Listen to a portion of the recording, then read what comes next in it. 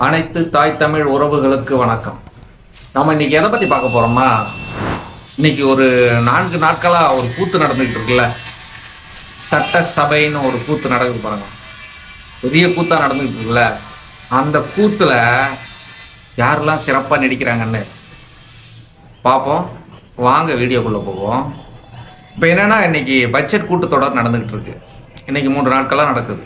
ஆனால் இந்த தாவேக்காவும் திமுகவும் இவங்க நீங்கள் இந்த திட்டத்துக்கெல்லாம் பேர் மாற்றிருக்கீங்க. வெற்றி திட்டம் எல்லாமே வெற்றி தான், எதுவும் குறை கிடையாது. எல்லாம் வெற்றி வெற்றி வெற்றி வெற்றி வெற்றி. அவங்க போட்ட திட்டத்தையே இவங்க வெற்றி திட்டம், வெற்றி லேப்டாப் திட்டம், மாணவர்களுக்கு வெற்றி லேப்டாப், இதை போல் எல்லாமே வெற்றியை சேர்த்து இதில் ஒரு கூத்து நடந்துக்கிட்டு இருக்கு. இதில் தாவேக்காவை சேர்ந்த மந்திரிகள் யார் பேசுவாங்கன்னா 2-3 பேர் தான் பேசுவாங்க. நம்ம உடனே பார்த்துட்டு உடனே ஆஹா அப்படியே இந்த 108 பேரும் அப்படியே பொங்கிடுவாங்கலாம், அப்படிலாம் ஒன்றும் கிடையாது. அதில் ஒரு 4 பேர் பேசுவாங்க. யார் யார் பேசுவாங்கன்னா, ஐயா புஷி ஆனந்து சாரி தெரியாமல் சொல்லிட்டேன், மன்னிச்சிருங்க அப்பா, கன்னத்தில் போட்டுருங்க. ஆதவ அர்ஜுனா, ராஜ்மோகன், செங்கோட்டையன், புதுசாக சேர்ந்துருக்கிற ரமேஷ்.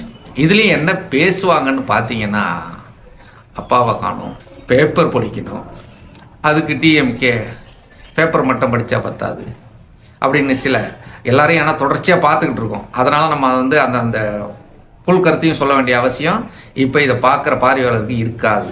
அதுதான் உண்மை.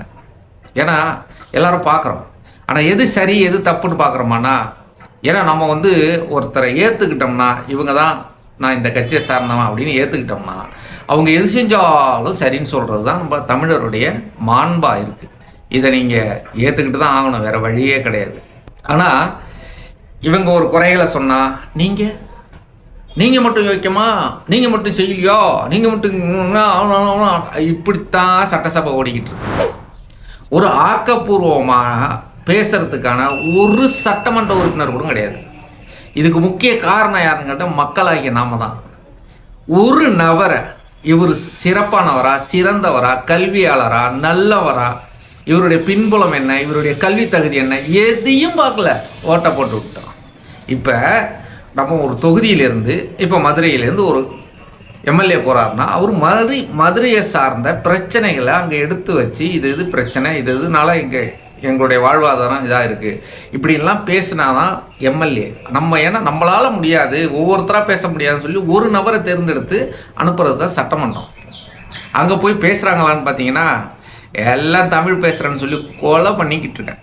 அதனால் அது சட்டமன்றமாக இல்லை, ஒரு ஏதோ சீரியல் இப்போ ஷூட்டிங் நடந்துக்கிட்டு இருக்குது, அவ்வளோதான். மற்றபடி அங்கே வேறு ஒன்றும் கிடையாது. சீரியல் ஷூட்டிங் நடந்துக்கிட்டு இருக்குது. என்ன கேட்டால் நான் அதான் சொல்லுவேன், என்னுடைய பார்வையில் ஷூட்டிங் தான் நடந்துக்கிட்டு இருக்கு. ஆனால் அதுலேயும் ஆக்கப்பூர்வமாக பேசுகிற ஒரு நபர் இருக்காங்க. யாருன்னா, நம்ம அம்மையார் சௌமியா அன்புமணி. அவ்வளவு தெளிவான பேச்சுகள். நான் சற்று முன் பார்த்துட்டு வந்தேன், விவசாயத்துக்கு என்ன தேவை, அந்த பட்ஜெட்டில் உள்ள குறை நிறைகளை சும்மா வச்சு கிழின்னு கிழிக்கிறாங்க. ஒரு பின் ட்ராப் சத்தம் கூட உள்ள, ஒரே ஒரு குண்டூசி கீழே விழுந்தா சவுண்டு வரும்ல, அந்த சவுண்டு கூட வரும். அவ்வளவு மயான அமைதி. ஏன்னா இவங்களுக்கு எல்லாம் மொட்டை மாடி காலி, ஒன்றுமே இல்லை, விவசாயத்தை பற்றி தெரியாது, எதை பற்றியும் தெரியாது. அவ்வளவு புள்ளி விவரமாக பேசினாங்க. உண்மையாலுமே ராயல் சல்யூட். உண்மையாலுமே தருமபுரி மக்கள் ஒரு நல்ல எம்எல்ஏவை தேர்ந்தெடுத்ததுக்கு அந்த மக்களுக்கு நன்றி. உண்மையாலுமே நீர்நிலைகளை அவ்வளவு தெளிவாக, எனக்கு சீமானந்த் தான் பேசுவார். அதை போல் நீர்நிலைகளை எப்படி மேம்படுத்தணும், என்கிட்ட இருக்கடா திட்டம், என்கிட்ட இப்படி செய்யணும் அப்படி செய்யணும், அவ்வளவு சிறப்பாக சொல்லுவார். எப்படி சொல்லுவார், நீர்நிலைகளை தடுப்பணைகள் எங்கெங்கே கட்டணும், நம்ம எவ்வளோ உபரி நீர்கள் மழை நீர் கடலில் கலக்குது, எல்லா விஷயத்தையும் இந்த ஆள் சொன்னதை அப்படியே பாயிண்ட் டு பாயிண்டாக எடுத்து வச்சாங்க. ஒரு விவசாயினுடைய வலி, நீங்கள் மானியம் அறிவிக்கிறீங்க, செருப்பால் அடித்த மாதிரி இருந்துச்சாங்க. உட்காந்து அத்தனை பேருக்குமே செருப்பாலே எடுத்து அடித்தாங்க பாருங்க, பலார்னு அத்தனை பேருக்கும் அடித்தாங்க.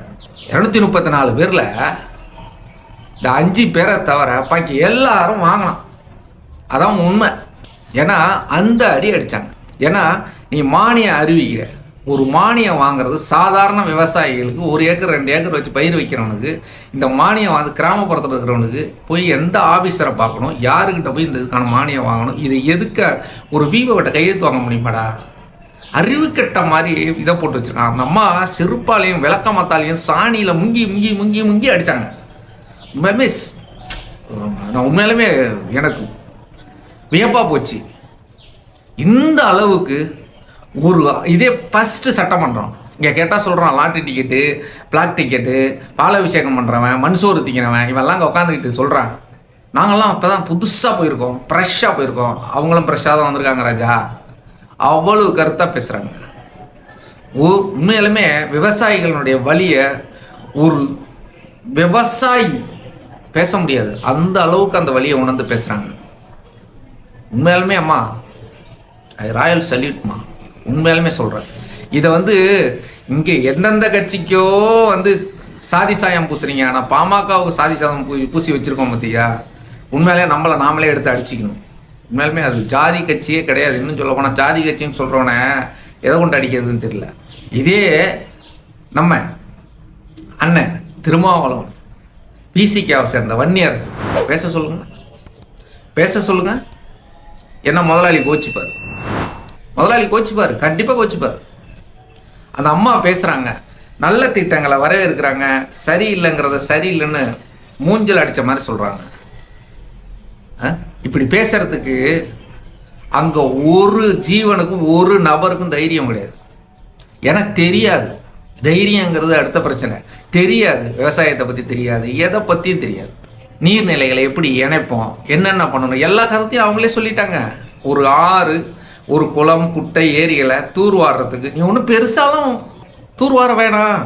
3 அடி 1 மீட்ரு அளவுக்கு நோண்டினாலே போதுமான தண்ணியை சேமிக்க முடியும், நிலத்தடி நீரை பெருக்க முடியும். அதை விட இன்னைக்கு பல ஊர்களில் நிலத்தடி நீர் 300 அடி 400 அடி 600 அடி போன இடம்லாம் இருக்குது. இது அப்படியே சொன்னாங்க அந்த அம்மா அப்படியே சொன்னாங்க. உண்மையாலுமே கடவுளை பார்த்த மாதிரி இருந்துச்சு. உண்மையாலுமே ஒரு விவசாயியினுடைய இன்னைய காலகட்டத்தில் பல விஷயங்கள் இன்னைக்கு நாம் தமிழர் கட்சி விவசாயத்துக்கு முன்னுரிமை கொடுக்குது. விவசாய தொழிலை அரசு தொழிலாக்கும்னு சொன்னாங்க. அதெல்லாம் தவிர ஏன்னா அவங்க சட்டசபையில் போய் நின்று பேசுறதுக்கான வாய்ப்பு மக்கள் அளிக்கல. அதை விட்டுருவோம், அது முடிஞ்சு போன விஷயம்.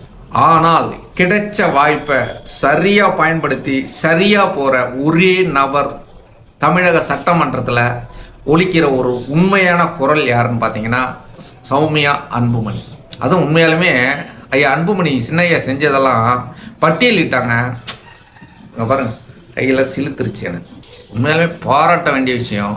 அவ்வளவு சிறப்பான ஒரு பேச்சை நான் கேட்டதே இல்லை. ஏன்னா எந்த சொல்லுமே அந்த சொல் எந்த இடத்துல பயன்படுத்துகிறோங்கிறது தான் முக்கியம். ஒரு சொல் கொல்லும், ஒரு சொல் வெல்லும். இவங்க சொன்ன சொல் வெல்லும். ஏன்னா அந்த இடத்துல ஒலிக்கிற குரல் இருக்குல்ல, அதுக்கு தனி மகத்துவம் உண்டு. 1000 மேடைகளில் சீமானம் பேசியிருக்கலாம், ஆனால் மக்களுக்கு புரியல. ஆனால் இதே சட்டமன்றத்தில் அது சட்டமாவோ அது ஒரு செயல் வடிவம் பெறுறதுக்கான இடத்துல நின்று பேசும்போது உண்மையாலுமே சௌமியா அன்புமணிக்கு என்னுடைய சிறந்தாழ்ந்த வாழ்த்துக்கள். அம்மா பல்லாண்டு வாழணும், இதுதான் என்னுடைய ஆசை. உண்மையாலுமே ஒரு சிறப்பான சட்டமன்ற வேட்பாளரை ஒரு தொகுதி மக்கள் தேர்ந்தெடுத்துக்காங்கன்னா அது தருமபுரி மக்கள். தருமபுரி மக்களுக்கு என்னுடைய கோடான கோடி நன்றிகள். வணக்கம். உன்னோட ஒட்டிக்கிறேன் நான், உன்னை காதலிச்சே